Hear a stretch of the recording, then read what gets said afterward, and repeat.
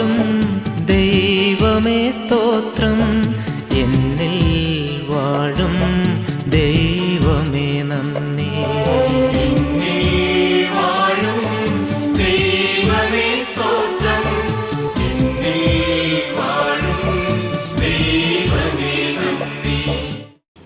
കന്യകാമറിയത്തിന് മാലാഖ വഴി നൽകപ്പെട്ട മംഗളവാർത്ത കാലത്തിൻ്റെ പൂർണ്ണതയ്ക്ക്, അതായത് ദൈവത്തിൻ്റെ വാഗ്ദാനങ്ങളുടെയും ഒരുക്കങ്ങളുടെയും പൂർത്തീകരണത്തിന് തുടക്കം കുറിച്ചു. ദൈവത്തിൻ്റെ മനുഷ്യാവതാരത്തെ ഗർഭം ധരിക്കാനാണ് മറിയം ക്ഷണിക്കപ്പെട്ടത്. അങ്ങനെ കർത്താവും ജീവദാതാവുമായ പരിശുദ്ധാത്മ ശക്തിയാൽ ദൈവപുത്രൻ ജാതനായി. കർത്താവ് അരുളി ചെയ്ത കാര്യങ്ങൾ നിറവേറുമെന്നുള്ള വിശ്വാസം കന്യകാമറിയത്തിനുണ്ടായിരുന്നു. മനുഷ്യാവതാര രഹസ്യങ്ങളെക്കുറിച്ച് വിവരിച്ചു തരുന്ന പഠനഭാഗങ്ങൾ ശ്രവിക്കാം. യേശുവേ സ്തോത്രം, യേശുവേ നന്ദി. നമുക്കും സ്വതന്ത്രമായി സ്തുതിക്കാം. യേശുവേ സ്തോത്രം, യേശുവേ നന്ദി. Hallelujah, hallelujah, hallelujah. കരമുയർത്തി ഒന്ന് സ്തുതിക്കാം. യേശുവേ സ്തോത്രം, യേശുവേ നന്ദി. യേശുവേ നന്ദി, യേശുവേ നന്ദി, യേശുവേ സ്തോത്രം, യേശുവേ നന്ദി. Hallelujah, hallelujah, hallelujah, hallelujah.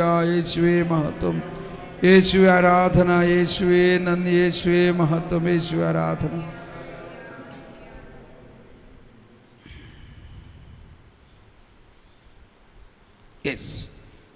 ഇനി നമുക്ക് അടുത്ത ഖണ്ഡിക, പരിശുദ്ധാത്മാവിനാൽ ഗർഭസ്ഥനായി കന്യാമറിയത്തിൽ നിന്ന് പിറന്നു. പരിശുദ്ധാത്മാവിനാൽ ഗർഭസ്ഥനായി കന്യാമറിയത്തിൽ നിന്ന് പിറന്നു.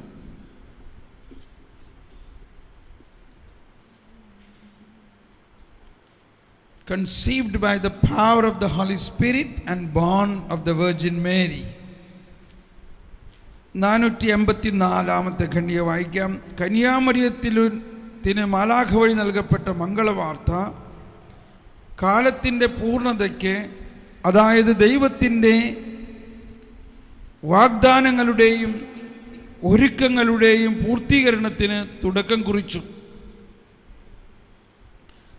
ദൈവത്വത്തിൻ്റെ പൂർണ്ണത മുഴുവൻ ശാരീരികമായി ആരിൽ വസിക്കുന്നുവോ അവനെ ഗർഭം ധരിക്കാനാണ് മറിയം ക്ഷണിക്കപ്പെട്ടത്.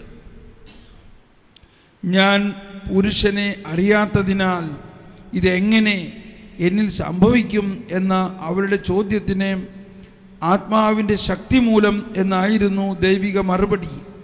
പരിശുദ്ധാത്മാവ് നിന്റെ മേൽ വരും. വായിക്കാം. കന്യകാമറിയത്തിന് മാലാഖ വഴി നൽകപ്പെട്ട മംഗളവാർത്ത കാലത്തിൻ്റെ പൂർണ്ണതയ്ക്ക്, അതായത് ദൈവത്തിൻ്റെ വാഗ്ദാനങ്ങളുടെയും ഒരുക്കങ്ങളുടെയും പൂർത്തീകരണത്തിന് തുടക്കം കുറിച്ചു. ദൈവത്തിൻ്റെ പൂർണ്ണത മുഴുവൻ ശാരീരികമായി ആരിൽ വസിക്കുന്നുവോ അവനെ ഗർഭം ധരിക്കാനാണ് മറിയം ക്ഷണിക്കപ്പെട്ടത്.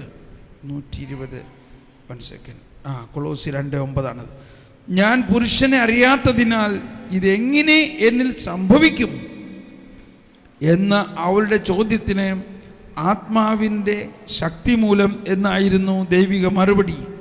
പരിശുദ്ധാത്മാവ് നിന്റെ മേൽ വരും. തുറന്ന് വായിക്കാം. പരിശുദ്ധാത്മാവിൻ്റെ ദൗത്യം എപ്പോഴും പുത്രൻ്റെ ദൗത്യത്തോട് ബന്ധപ്പെട്ടിരിക്കുന്നതും അതിനായി നിയോഗിക്കപ്പെട്ടിരിക്കുന്നതുമാണ്.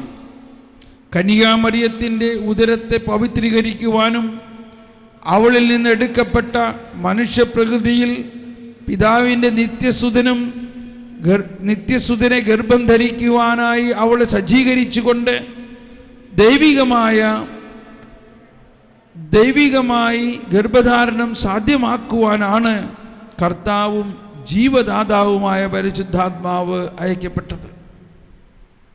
പിതാവിൻ്റെ ഏകപുത്രൻ കന്യകാമറിയത്തിൻ്റെ ഉദരത്തിൽ മനുഷ്യനായി ഉരുവായവൻ ക്രിസ്തു, അതായത് പരിശുദ്ധാത്മാവിനാൽ അഭിഷിക്തനായവനാണ്. തൻ്റെ മാനുഷിക അസ്തിത്വത്തിൻ്റെ തുടക്കം മുതൽ ഈ അഭിഷേകം ഉത്തരോത്തരം ആവിഷ്കരിക്കപ്പെട്ട് ആട്ടിടയന്മാർക്ക്, ജ്ഞാനികൾക്ക്, സ്നാപക യോഹന്നാന്, ശിഷ്യന്മാർക്ക്, ദൈവം അവിടുത്തെ പരിശുദ്ധാത്മാവിനാലും ശക്തിയാലും എങ്ങനെ അഭിഷേകം ചെയ്തു എന്ന് യേശുക്രിസ്തുവിൻ്റെ ജീവിതം മുഴുവൻ വെളിപ്പെടുത്തി. ഓക്കെ, അപ്പം ഇവിടെ ഒരു കാര്യം ആദ്യം മനസ്സിലാക്കേണ്ടത്, കാലത്തിൻ്റെ പൂർണ്ണതയ്ക്ക് 119 യോഹന്നാൻ 119, ഗലാത്യർ 4:4, ഗലാത്യർ 4:4 കാലത്തിൻ്റെ പൂർണ്ണതയിൽ ഒരു സ്ത്രീയിൽ നിന്നും ജാതനായി. എന്താണ് ഈ കാലത്തിൻ്റെ പൂർണ്ണത എന്ന് പറയുന്നത്? കാലത്തിൻ്റെ പൂർണ്ണത എന്ന് പറയുന്നത് രക്ഷാകര പദ്ധതി ദൈവം ലോക ആരംഭം മുതലേ പദ്ധതി ചെയ്തിട്ടുള്ളതാണ്. Before the foundation of the world ദൈവത്തിനറിയാം മനുഷ്യനെ ഇതുപോലെ പാപത്തിൽ വീഴും, എന്നാൽ അവനെ രക്ഷിക്കുന്നതിന് ദൈവം മുൻകൂട്ടി പദ്ധതി ചെയ്തിട്ടുണ്ടായിരുന്നു. ആ പദ്ധതി നടപ്പാക്കുന്ന ഒരു ഹിസ്റ്റോറിക്കൽ എവൻറ്റ്, മോമെൻറ്റ്. ഇവിടെയാണ് കാലം, സമയം. ഈശോ പറഞ്ഞു, ഇതാ സമയം സമാഗതമായി എന്ന് പറഞ്ഞതിൻ്റെ അർത്ഥം. എന്താണ് അവിടെ സമയം സമാഗതമായി എന്ന് പറഞ്ഞതിൻ്റെ അർത്ഥം? കാലത്തിൻ്റെ പൂർണ്ണത എന്ന് പറഞ്ഞതിൻ്റെ അർത്ഥം, കാലത്തിൻ്റെ പൂർണ്ണത അല്ലെങ്കിൽ സമയത്തിൻ്റെ പൂർത്തീകരണം എന്ന് വച്ചാൽ, ശ്രദ്ധിക്കണം, ദൈവത്തിൻ്റെ സമയം അനന്തമാണ്, എന്നാൽ മനുഷ്യൻ്റെ സമയം അനന്തമല്ല.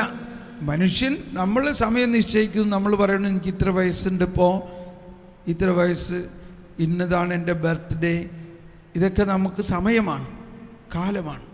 എന്നാൽ ദൈവത്തിനെ സംബന്ധിച്ച് ദൈവം കാലത്തിന് അതീതനാണ്, നമ്മളോ കാലത്തിന് അധീനനാണ്. കറക്റ്റ്?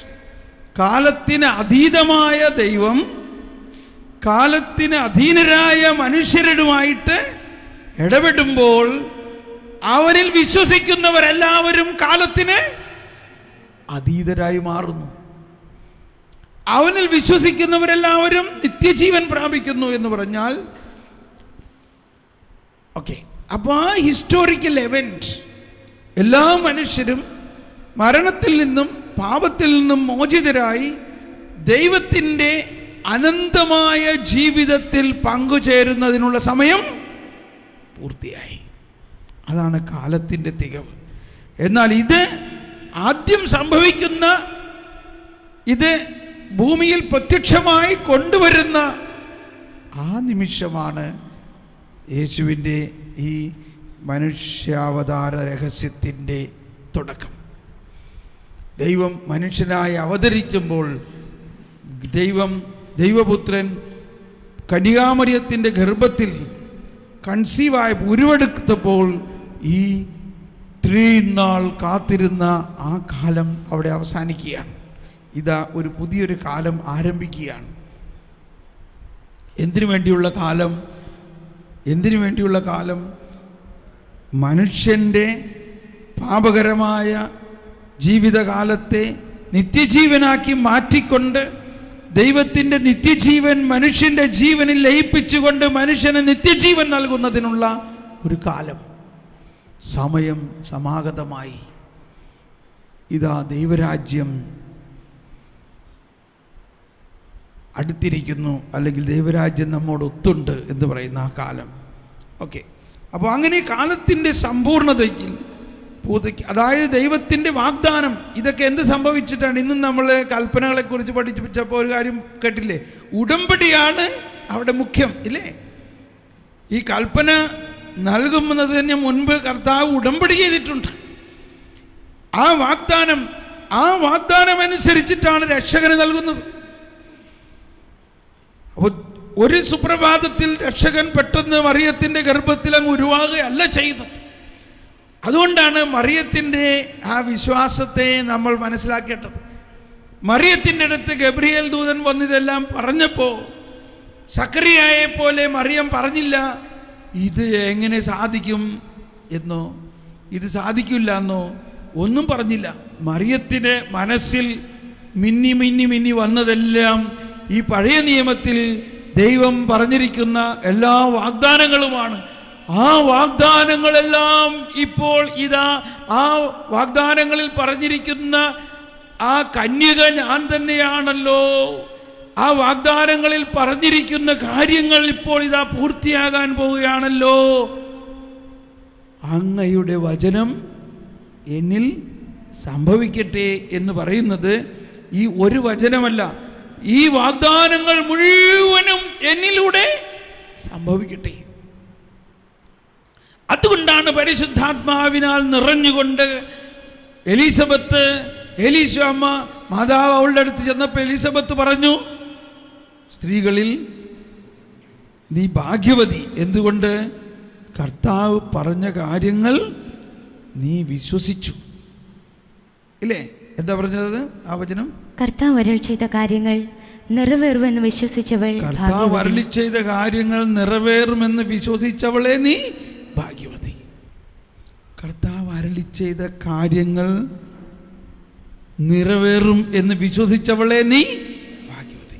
വാസ്തവത്തിൽ മറിയത്തിനോടുള്ള ഭക്തിയിൽ ഏറ്റവും പ്രധാനമായി നമ്മൾ ഉൾക്കൊള്ളേണ്ട ഒരു രഹസ്യം ഇതാണ്.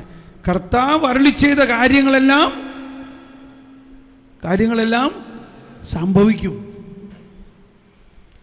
കർത്താവ് അരുളി ചെയ്ത കാര്യങ്ങൾ ഈ പഴയ നിയമത്തിൽ അരുളി ചെയ്തതെല്ലാം പുതിയ നിയമത്തിൽ സംഭവിച്ചിരിക്കുന്നു. ഈ പുതിയ നിയമത്തിൽ സംഭവിച്ചിരിക്കുന്നതെല്ലാം നമ്മുടെ ജീവിതത്തിൽ സംഭവിക്കും. എന്തുകൊണ്ട് സംഭവിക്കും?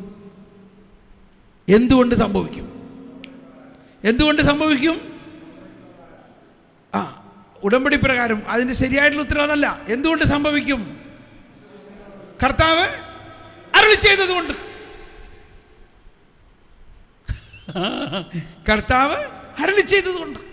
അതല്ലേ സോളമൻ രാജാവ് ആ വലിയ ദേവാലയത്തിൻ്റെ നിർമ്മാണം കഴിഞ്ഞ് അതിനെ കൂദാശ ചെയ്യുന്ന സമയത്ത് പറഞ്ഞത് എന്താണ്? ദൈവമേ, അങ്ങയുടെ പിതാവായ ദാവീദിനോട് അങ്ങയുടെ അധരത്തിലൂടെ പറഞ്ഞ കാര്യങ്ങൾ ഇതാ അങ്ങയുടെ കരങ്ങളിലൂടെ അങ്ങ് പൂർത്തിയാക്കിയിരിക്കുന്നു. എന്തുകൊണ്ട് ഈ പൂർത്തീകരണം നടന്നു? അങ്ങ് പറഞ്ഞതുകൊണ്ട്. അപ്പോൾ ദൈവത്തിൻ്റെ വചനത്തിൻ്റെ ഒരു വലിയ രഹസ്യം, ദൈവം എന്ത് പറയുന്നുവോ അത് സംഭവിക്കും. ഇത് ഇപ്പോൾ കരിസ്മാറ്റിക് നവീകരണത്തിൽ വന്ന് നമ്മൾക്ക് പഠിക്കേണ്ട ഒരു സബ്ജക്റ്റാണിത്. നമ്മൾ പഠിക്കാറുണ്ടല്ലോ പ്രവചനത്തെക്കുറിച്ചില്ലേ? പ്രോഫസി, ഗിഫ്റ്റ് ഓഫ് പ്രോഫസി, പ്രവചനവരം. ഒരു വിധത്തിൽ ഈ പ്രവചനവരം ഭാവി പറയണ ഒരു കാര്യമല്ലേ അത്? ഭാവിയിൽ ചിലർ പറയല്ലോ പ്രവചിച്ചല്ലോ. എന്താ പ്രവചനം എന്ന് പറഞ്ഞാൽ? ഭാവി കാര്യങ്ങൾ മുൻകൂട്ടി പറയുന്ന ഒരു കാര്യമാണ് പ്രവചനം എന്ന് ചില ആൾക്കാർ മനസ്സിലാക്കും. പക്ഷേ ഭാവി കാര്യം വരുന്നുണ്ടില്ലേ? ഭാവി കാര്യം വരുന്നുണ്ട്.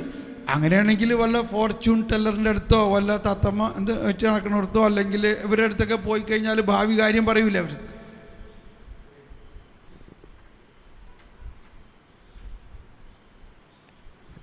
ഫോർകാസ്റ്റിംഗ്. എന്താണ് അവിടെ വ്യത്യാസം? ഭാവി കാര്യം പറയേണ്ടതാണോ പ്രവചനം? വാസ്തവത്തിൽ പ്രവചനത്തിൽ ഭാവി കാര്യം പറയപ്പെടുന്നുണ്ട്. എന്താ അതിൽ വ്യത്യാസം?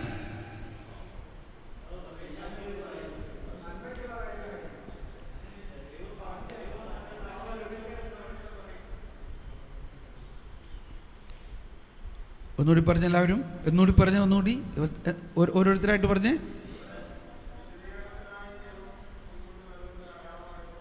അതെ, വേറൊരു ഉത്തരം. ഇതൊക്കെ ഉത്തരങ്ങളാണ്. പക്ഷേ ആയിട്ടില്ല, ഉത്തരവായിട്ടില്ല.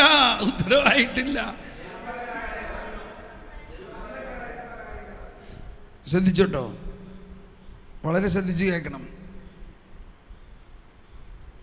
ദൈവം ഒരു പ്രവചനം നൽകിക്കഴിഞ്ഞാൽ, ഒരു പ്രവചനം ദൈവം നൽകിക്കഴിയുമ്പോൾ അല്ലെങ്കിൽ ദൈവം ഒന്ന് പ്രവചിക്കുമ്പോൾ എന്ത് സംഭവിക്കുന്നു? എന്ത് പ്രവചിച്ചുവോ അതുണ്ടാകാൻ ആരംഭിക്കുന്നു. അത് അവിടെ അതിൻ്റെ സൃഷ്ടി ആരംഭിക്കുന്നു. ഇപ്പൊ കന്യക ഗർഭം ധരിക്കുമെന്ന് കർത്താവ് എന്ന് പറഞ്ഞുവോ അന്ന് മുതൽ അത് ആരംഭിച്ചു കഴിഞ്ഞു. എന്തുകൊണ്ട് ആരംഭിക്കുന്നു? കർത്താവ് പറഞ്ഞതുകൊണ്ട്. അതാണ് വചനം മാംസമാകുന്നതിൻ്റെ ഒരു ഘടകം. ഇനി ഇത് നോക്കിയിരിക്കുകയാണ്. എന്തിനു വേണ്ടി നോക്കിയിരിക്കുകയാണ്? കാലത്തിൻ്റെ പൂർത്തീകരണം. ഇപ്പോൾ ജെറമിയായുടെ പുസ്തകത്തിൽ 1-ാം അധ്യായത്തിൽ ഉണ്ടല്ലോ 12-ാമത്തെ വചനം. ഇതൊക്കെ നമ്മൾ ചിന്തിച്ചിട്ടുള്ളതാണ്, എല്ലാവർക്കും അറിയാവുന്നതാണ്. ജെറമിയായോട് പറഞ്ഞു, നിന്റെ അധരത്തിൽ ഞാൻ വചനം നിക്ഷേപിക്കുന്നു, ഇടിച്ച് തകർക്കണം, പണിതുയർത്തണം എന്നൊക്കെ പറഞ്ഞല്ലോ. അത് കഴിഞ്ഞിട്ട് ജെറമിയായോട് പറഞ്ഞു, നീ എന്താ ദർശനം കാണുന്നുണ്ടല്ലോ, എന്താ ദർശനം കാണുന്നേ? ജാഗ്രതാവൃക്ഷത്തിൻ്റെ ശാഖ ഞാൻ കാണുകയാണ് കർത്താവേ. ശരിയാണ്, നീ കണ്ടത് ശരിയാ. അതെന്ത് പറഞ്ഞു? ഞാൻ അരുളി ചെയ്ത വചനം പൂർത്തിയാകാൻ ഞാൻ ജാഗ്രതയോടെ കാത്തിരിക്കുകയാണ്. ഞാൻ അരുളി ചെയ്ത കാര്യങ്ങൾ പൂർത്തിയാകാൻ ഞാൻ ജാഗ്രതയോടെ കാത്തിരിക്കുകയാണ്. വാസ്തവത്തിൽ കർത്താവ് ഒരു പ്രവചനം നൽകിക്കഴിഞ്ഞാൽ that is the beginning of its beginning. ആ സംഭവം നടക്കുന്നതിൻ്റെ ആരംഭം കർത്താവ് അരുളിച്ചയില്ല. ഇനി ഇങ്ങനെ ഇവിടെ ചിന്തിക്കുക. എലിശാമ്മ പറയുകയാണ്, എലിസബത്ത് മറിയത്തിനോട് പറയുകയാണ്, കർത്താവ് അരുളി ചെയ്ത കാര്യങ്ങൾ പൂർത്തിയാകുമെന്ന് വിശ്വസിച്ചവളെ നീ ഭാഗ്യവതി. കർത്താവ് അരുളി ചെയ്ത കാര്യങ്ങൾ പൂർത്തിയാകും. എന്തുകൊണ്ട് പൂർത്തിയാകും? കർത്താവ് അരുളി ചെയ്തത് കൊണ്ട്, കർത്താവ് വചനം നൽകിയിരിക്കുന്നത് കൊണ്ട്, ആ വചനത്തിൽ തന്നെ അതിനെ ആരംഭം വരികയാണ്. നമ്മൾ കർത്താവ് വചനം നൽകിയാൽ നമ്മളത് പൂർത്തിയാകാൻ വേണ്ടി ഇങ്ങനെ പ്രാർത്ഥിച്ചാൽ മതി. ഈ ഒരു ഉദാഹരണം, ഒരു ചെറിയൊരു ഉദാഹരണം. 2 മാസം മുമ്പ്, ഇല്ല 1 മാസം മുമ്പ് ഞാനിങ്ങനെ ജർമ്മനിയിൽ നമ്മൾ ശുശ്രൂഷയിൽ കർത്താവ് പറഞ്ഞു, നമ്മൾ ഇതുമാതിരി മീഡിയ എക്യുപ്മെൻറ്റ്സ് ഒക്കെ ഉണ്ട് അവിടെ, ഒരു എഡിറ്റിംഗ് മെഷീൻ മേടിക്കണം, കമ്പ്യൂട്ടർ. ഓക്കെ, കർത്താവ് പറഞ്ഞാൽ ഞാനപ്പോൾ ഉടനെ എഴുതി വയ്ക്കും. യെസ്, കർത്താവ് പറഞ്ഞു ഒരു എഡിറ്റിംഗ് മെഷീൻ നീ വാങ്ങണം. പക്ഷേ എൻ്റെ അടുത്ത് കാശൊന്നുമില്ല അതിന് വേണ്ടി. $2,500 €2,500 വേണം. €2,500 ഇതിന് വിലയാകും. ഞാൻ എഴുതി വെച്ചു. കർത്താവ് പറഞ്ഞു, അതുകൊണ്ട് ഇത് സംഭവിക്കും. എന്തുകൊണ്ട് സംഭവിക്കും? കർത്താവ് പറഞ്ഞതുകൊണ്ട് സംഭവിക്കും. എനിക്ക് വേറെ ഒന്നും അറിഞ്ഞൂടാ, ഇത് എവിടെ നിന്ന് എങ്ങനെ സംഭവിക്കുമെന്ന് എനിക്ക് അറിഞ്ഞൂടാ. പക്ഷേ ഒന്ന് മനസ്സിലാക്കുന്നു, കർത്താവ് പറഞ്ഞതുകൊണ്ട് ഇത് സംഭവിക്കും. എഴുതി വെച്ചു. ഞാൻ അന്ന് തന്നെ എൻ്റെ അസിസ്റ്റൻറ്റിനോട് പറഞ്ഞത്, ഇങ്ങനെ ഒരു മിഷൻ നീ ഓർഡർ കൊടുത്തു, കർത്താവ് പറഞ്ഞിരിക്കണു. അവൻ പറഞ്ഞു, ഓർഡർ കൊടുത്താൽ നമ്മൾ പൈസ കൊടുക്കണ്ടേ? അല്ല, പൈസ കിട്ടുന്ന നേരത്ത് കൊടുത്താൽ മതിയല്ലോ മെഷീൻ. ഇപ്പോൾ ഓർഡർ കൊടുത്തോ? എത്ര ദിവസം എടുക്കും മെഷീൻ ശരിയാവാൻ? അവൻ പറഞ്ഞു 2 ആഴ്ചക്കകത്ത് ശരിയാവും എന്ന് പറഞ്ഞു. 2 ആഴ്ചക്കകത്ത് പൈസ ശരിയാക്കണം. ശരി, 2 ആഴ്ചക്കകത്ത് പൈസ കർത്താവ് അഗ്നിയിൽ കൊണ്ടുവന്ന് തരും. കാരണം എന്താ? കർത്താവ് പറഞ്ഞു കഴിഞ്ഞിരിക്കണം. ഇത് ഞാൻ വിശ്വസിക്കണം. 1 ആഴ്ച കഴിഞ്ഞിട്ട് പൈസയുടെ ആരും ഒന്നും കൊണ്ടുവരണില്ലല്ലോ. അപ്പോൾ ഇവൻ ചോദിക്കാൻ തുടങ്ങി, ബ്രദറെ, ദേ അവർക്ക് പൈസ കൊടുക്കണം കേട്ടോ, മെഷീൻ ഓർഡർ ചെയ്തിരിക്കുന്നതാണ്. ശരി, അന്ന് ഞാൻ വീണ്ടും പ്രാർത്ഥിച്ചു, കർത്താവേ അങ്ങ് പറഞ്ഞു അത് സംഭവിക്കുമെന്ന് ഞാൻ വിശ്വസിക്കുന്നു. ഇത് മാത്രം നമ്മൾ പ്രാർത്ഥിച്ചാൽ മതി. അങ്ങ് പറഞ്ഞത് സംഭവിക്കുമെന്ന് ഞാൻ വിശ്വസിക്കണം. അന്ന് എന്നോടിങ്ങനെ പറഞ്ഞു, നീ ഇതേ ഇന്ന ആൾക്ക് ഒരു കത്ത് എഴുതാൻ പറഞ്ഞു, ഒരു മെയിൽ അയക്കാൻ പറഞ്ഞു. 2 സഹോദരിമാർ. ഞാൻ അവർക്ക് എഴുതി, ഇങ്ങനെ നമ്മൾക്ക് ദൈവരാജ്യത്തിൻ്റെ എവാഞ്ചലൈസേഷൻ പ്രവർത്തനത്തിനായിട്ട് ഒരു കമ്പ്യൂട്ടർ മേടിക്കണം. സ്പെഷ്യൽ കമ്പ്യൂട്ടറാണത്, പ്രത്യേക മെഷീനാണ്. അതിന് €2,500 വില വരും. അപ്പോൾ അത് ഒരു പക്ഷേ നിങ്ങൾക്ക് എന്തെങ്കിലും അതിന് സാധിക്കുമെന്ന് തോന്നുന്നു. കർത്താവ് ഒരു പ്രേരണ നൽകുന്നു, അതുകൊണ്ട് നിങ്ങൾക്ക് എഴുതുകയാണ്. നിങ്ങൾ അതിനുവേണ്ടി പ്രാർത്ഥിക്കുക, നിങ്ങൾ അതിനുവേണ്ടി ചിന്തിക്കുക. ഇങ്ങനെ പറഞ്ഞു, എഴുതി. ഉടനെ അവരുടെ മറുപടി വന്നു, ഞങ്ങൾ അതിനുവേണ്ടി പ്രാർത്ഥിച്ചിട്ട് എന്താ, ഇപ്പം ഞങ്ങളുടെ അടുത്ത് പൈസ ഒന്നുമില്ല, പക്ഷെ ഞങ്ങൾ അതിനുവേണ്ടി പ്രാർത്ഥിച്ചിട്ട് തമ്പുരാൻ എന്തെങ്കിലും ചെയ്യുമെങ്കിൽ ഞങ്ങൾ അത് സഹകരിക്കാമെന്ന് പറഞ്ഞു. അതിൻ്റെ അടുത്ത ദിവസം ഇവർ അർജൻറ്റായിട്ട് ഒരു മെയിൽ വന്നിരിക്കുകയാണ്, എ സ്മോൾ വണ്ടർ, ഒരു ചെറിയ അത്ഭുതം നടന്നിരിക്കണമെന്ന് പറഞ്ഞിട്ടുണ്ട്. ഇതിലൊരു സഹോദരി രോഗമായിട്ട് ആശുപത്രിയിൽ പോകാനായിട്ട് ഓപ്പറേഷൻ ഡേറ്റൊക്കെ ഫിക്സ് ചെയ്തിരിക്കുന്ന സഹോദരിയാണ്. അപ്പോൾ ഓപ്പറേഷൻ പോകാൻ വേണ്ടി അവർ സൂട്ട് കേസ് അടക്കുകയാണ്. ഡ്രസ്സെല്ലാം അടക്കണ നേരത്ത് അവരുടെ അൽമാരയിൽ, ഡ്രസ്സൊക്കെ വെച്ചിരിക്കുന്ന അൽമാരയിൽ നിന്ന് ഒരു ചുമന്ന ചെറിയ തുണി പാക്കറ്റ് സഞ്ചിയിൽ എന്തോ ഒരു സാധനം ഇങ്ങനെ ചാടി വരികയാണ്. ഒരു ചുമന്ന സഞ്ചി, അതിനകത്ത് എന്തോ ഉണ്ട്, ചാടി വന്നു. അതിങ്ങനെ അൾമാരിയിൽ നിന്ന് ഇങ്ങനെ പുറത്ത് ചാടി. അവർ അത് നോക്കിയപ്പോൾ എന്താ, അതിനകത്ത് കുറേ പൈസയാണ്. ഇത് അവിടെ വെച്ചതായിട്ട് അവർക്ക് ഒരു ഓർമ്മയില്ല. ഇതെന്നും അതിനകത്ത് വെച്ചെന്നോ എങ്ങനെ അത് വന്നെന്നോ അവർക്ക് യാതൊന്നും ഓർമ്മയില്ല.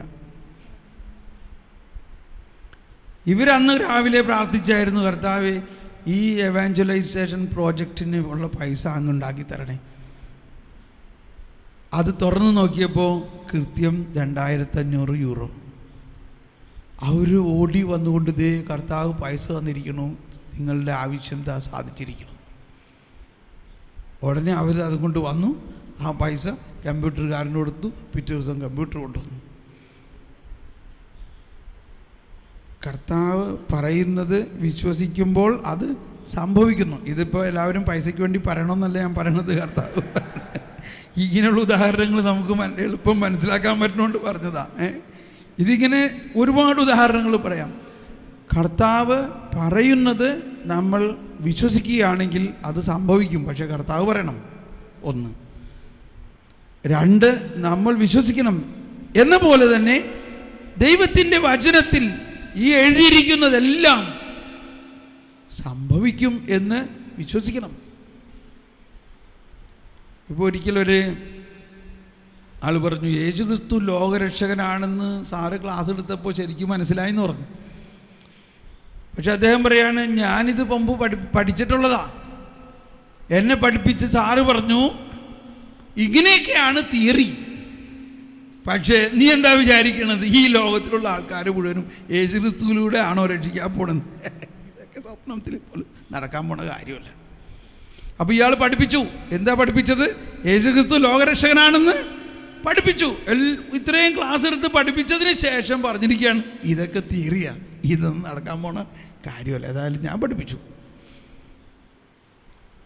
അദ്ദേഹം പറയാണ്, അതങ്ങ് കേട്ടതോടെ ഈ കംപ്ലീറ്റ് ടാങ്ക് കാലിയായ മാതിരി തോന്നി എന്ന് പറഞ്ഞു. അതങ്ങ് കേട്ടതോടെ ആ അത്രയും ദിവസം പഠിപ്പിച്ചത് മുഴുവനും ചോർന്നു പോയ മാതിരി തോന്നി എന്നാണ് പറഞ്ഞത്. അത്രയും ദിവസം പഠിപ്പിച്ച് മുഴുവനും അങ്ങ് ചോർന്ന് പോയി, അങ്ങ് എംറ്റി ആയെന്നാണ് പറഞ്ഞത്.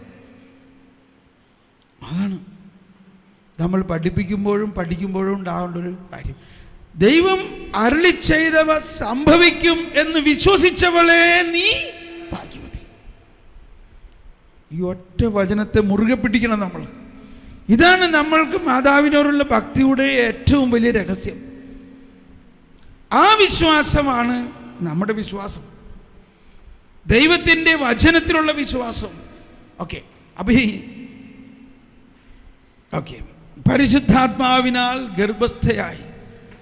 പരിശുദ്ധാത്മാവിലൂടെ മറിയം ഗർഭിണിയാകുന്ന നിമിഷത്തെക്കുറിച്ച് ചിന്തിക്കുമ്പോൾ ഇതാണ്, മറിയം ആ സമയത്ത് മാലാഖയുമായിട്ടുള്ള സംഭാഷണ സമയത്ത് മറിയത്തിൻ്റെ ആത്മാവിൽ, മറിയത്തിൻ്റെ മനസ്സിൽ ഈ രക്ഷാകര പദ്ധതി മുഴുവനും തെളിഞ്ഞു വരികയാണ്. ദൈവം തലമുറകളായിട്ട് അബ്രാഹത്തിനോടും ഇസ്ഹാക്കിനോടും എല്ലാവരോടും ദാവീദിനോടും പറഞ്ഞിരിക്കുന്ന എല്ലാ വാഗ്ദാനങ്ങളും. ആ സങ്കീർത്തനം 89 ദാവീദിനോട് ഞാൻ കള്ളം പറയുമോ എന്നുള്ളതൊന്ന് പറഞ്ഞ് അന്ന് പാടി എന്തോ ഒരു മനോഹരമാണെന്നറിയാമോ. ഞാൻ കണ്ടെത്തി. ആരെ കണ്ടെത്തി? എൻ്റെ അഭിഷിക്തനെ കണ്ടെത്തി. അവനെ തൈലം കൊണ്ട് അഭിഷേകം ചെയ്തു. ഞാൻ അവനോട് കള്ളം പറയുമോ?